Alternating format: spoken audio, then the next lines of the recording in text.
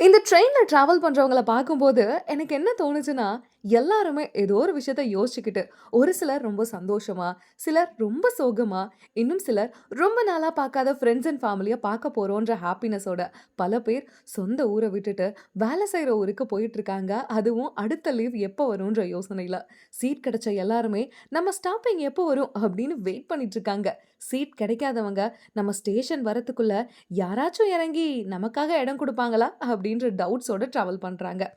இப்படி இத்தன பேர் மனசுலயும் இவ்ளோ யோசனைகள் இருந்தாலும், இந்த ட்ரெயினோட பயண கதைகள் மாறுறதே கிடையாது. நம்ம கடந்து போற கடந்த காலமும் அப்படிதான். ஹேப்பியா இருந்தாலும், சேடா இருந்தாலும் திரும்ப அங்க போகவே முடியாது. நமக்கான ஸ்டேஷன் வர வரைக்கும் வெயிட் பண்ணி தான் ஆகணும். ஆப்பர்ச்சுனிட்டிய யூஸ் பண்ணுவோம். வின் பண்ணியே ஆகணும்னு அவசியமே இல்ல. நமக்கு பிடிச்ச விஷயத்த ட்ரை பண்றதே it's more then enough. Try பண்ணி தான் பாருங்களேன்.